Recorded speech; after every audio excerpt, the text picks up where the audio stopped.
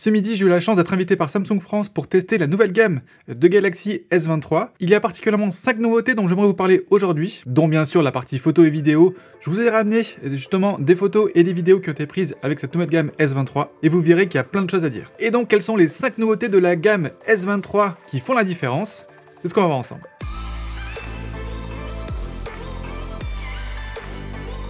Alors, en premier, on va parler des couleurs et du design. Niveau design, c'est vrai que le changement est quand même pas non plus démesuré. Bon, c'est pas mal parce que du coup, on a une continuité dans la gamme. Et surtout, on a maintenant une cohérence dans la gamme parce que vous avez vu que sur les S23 et S23+, on n'a plus la petite partie prépondérante là qui venait entourer les capteurs. On a maintenant à peu près le même design que sur la gamme S23 Ultra. Et d'ailleurs, j'ai remarqué que le fait d'enlever cette partie-là fait que le téléphone est moins bancal lorsqu'on le pose sur la table.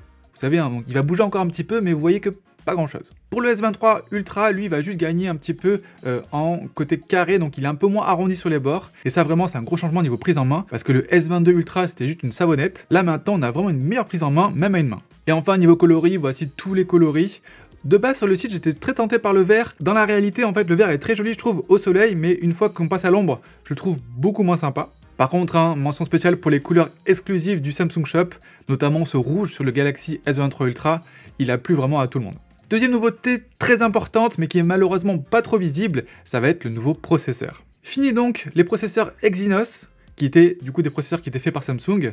Bonjour aux processeurs Qualcomm pour tout le monde. Malheureusement, les processeurs Exynos étaient connus pour être un peu moins performants, mais surtout beaucoup plus gourmands en batterie. Et en plus, ils chauffaient un petit peu. Et donc tout ça, normalement, c'est fini avec ce nouveau processeur Qualcomm 8 Gen 2.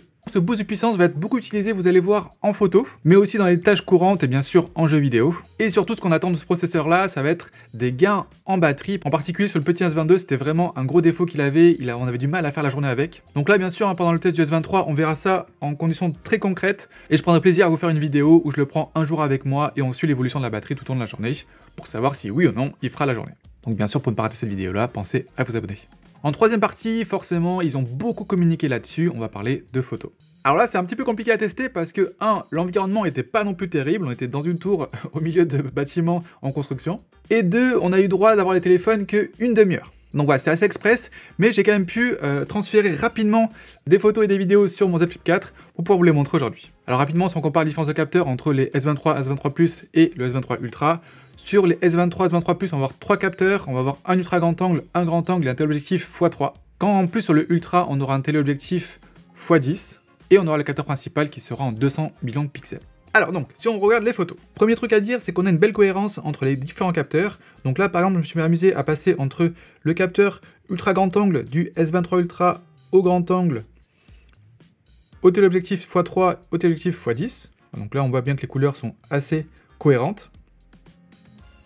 Par contre, des fois, je sais pas pourquoi, j'avais un truc bizarre au niveau de la netteté qui était ajoutée numériquement. En fait, ça se voit particulièrement bien sur ces photos-là. En passant entre le mode 50 mégapixels et le mode 12 mégapixels, on voit que là, j'ai vraiment de la netteté à balle. Donc ça se voit assez bien ici sur les lattes. Ici, par contre, on voit qu'il y a beaucoup de contraste aussi qui est ajouté. Parce que dès que je vais passer sur le 12 mégas, on voit que là, on voit beaucoup mieux ici. Donc c'est un petit peu bizarre parce que normalement, l'image en 12 mégapixels est censée être mieux traitée. Alors certes, c'est du 50 mégapixels, donc on a plus de pixels, donc on est censé avoir plus de détails. Mais c'est un petit peu bizarre parce que des fois, c'est l'inverse. Donc là, c'est photo en 50 mégas et ici photo en 12 mégas. On voit les dimensions sur le côté ici de l'écran. Et donc c'est là sur la photo en 12 mégapixels où on va voir comme ça cet excès de netteté.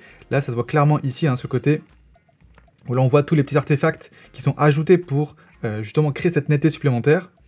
Là, on voit que sur les lumières ici, ça bave complètement. Alors que c'est beaucoup mieux forcément ici sur la photo en 50 mégapixels. Voilà. Donc là, on voit bien que c'est bien des traits, ça peut pas baver non plus, j'ai pas d'artefact ici, voilà. Donc ça, bien sûr, c'est logiciel, donc ça pourrait très bien être réglé dans des mises à jour, mais voilà, même si sur la majorité de photos que j'ai prises, j'avais pas ces problèmes-là, encore une fois, Samsung a ces petits problèmes de, voilà, je veux absolument que ma photo soit nette, je veux qu'elle paraisse nette absolument, mais du coup, des fois, on en fait un petit peu trop. Là où vraiment, sur la gamme S22, j'avais vraiment trouvé que c'était un vrai problème, là ici, sur la cinquantaine de photos que j'ai prises, en gros, le problème apparaît sur 10% des photos. Autre chose aussi à prendre en compte ici sur le peu de sujets que j'ai pu avoir, c'est le poids des photos RAW. On peut activer ce mode en allant de petit plus en bas, et donc là, lorsqu'on va l'activer, on va avoir le choix entre prendre des photos en 12 mégapixels ou en 50 mégapixels. On n'aura pas droit aux 200. Les 200, ce sera que en mode JPEG normal en fait. Et donc une photo en 12 mégapixels, donc ce que j'ai ici, va peser 37,8 mégas. Et la photo en 50 mégapixels va peser 150 mégas. Donc oui, là on comprend mieux pourquoi est-ce que le téléphone prend un petit peu de temps à enregistrer la photo une fois qu'on l'a prise. Pas grand chose, hein, mais voilà, on note quand même ce petit délai. Et forcément, pour enregistrer une photo à 150 mégas, ça se comprend. Et donc j'ai testé ce fichier RAW dans Lightroom, ça marche très très bien. Bon, là malheureusement, vu le sujet que j'avais pris en main, il n'y a pas grand chose à faire. J'ai juste vu que oui, on pouvait récupérer un petit peu dans les hautes lumières, oui, on pouvait aussi récupérer un petit peu dans les basses lumières. Donc ça c'est pareil, hein, bien sûr. On amènera le S23 quelque part dans un beau paysage pour voir ce que donne la photo RAW.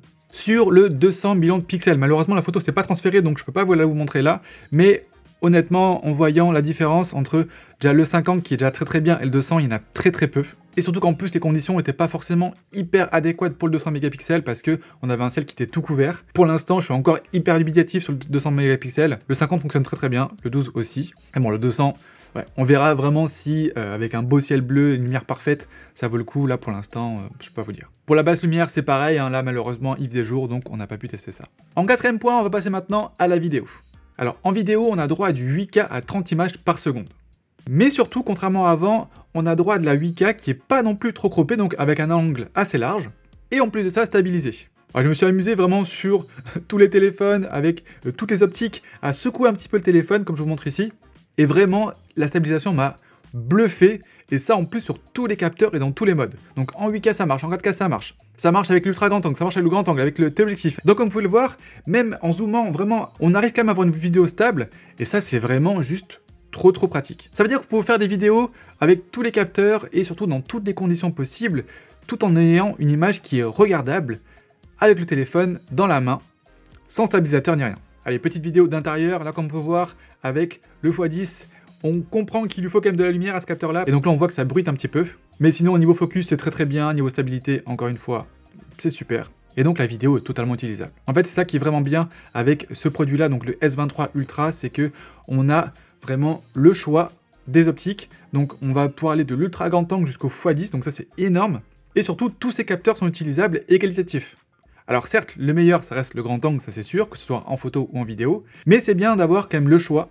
Et surtout, ce qui est bien avec un x10, et ça sera très vrai en photo, mais c'est encore plus bluffant, je trouve, en vidéo, c'est que ça va compresser l'image.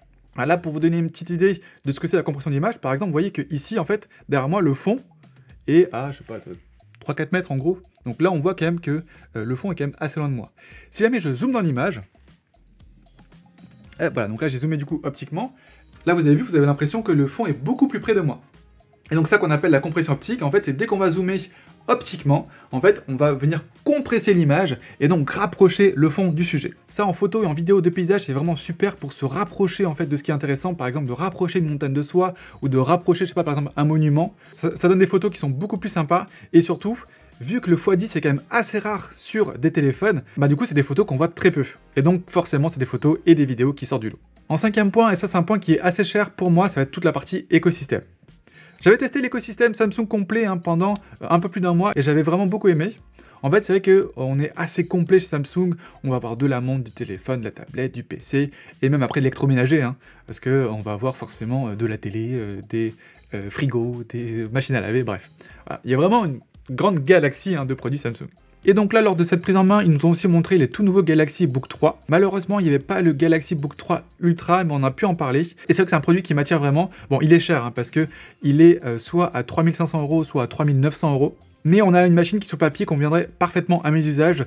Donc j'ai besoin d'un PC portable, j'ai besoin d'un PC portable puissant pour tout ce que je fais forcément, parce que là, voilà, toutes les vidéos qui sont produites, que ce soit pour ma chaîne YouTube ou pour le boulot, c'est tout le temps en 4K. Et j'ai aussi besoin d'autonomie et d'un produit du coup qui est fin et léger. Galaxy Book 3 Ultra va peser moins de 2 kg, donc on est je crois autour des 1,8 kg, et pourtant il embarque vraiment toute la puissance dont j'ai besoin avec une carte graphique qui peut aller jusqu'à une 4070, c'est une carte graphique où on peut clairement faire tourner les plus gros jeux avec. Le seul petit point d'interrogation que j'ai, et c'est pas forcément la faute de Samsung, c'est plus dans le camp de Intel et Nvidia, c'est est-ce qu'ils ont réussi à faire des puces, donc le processeur et la carte graphique, qui ne chauffent pas trop, pour éviter justement que le PC fasse trop de bruit. Et surtout, est-ce que le PC sera quand même puissant sur batterie?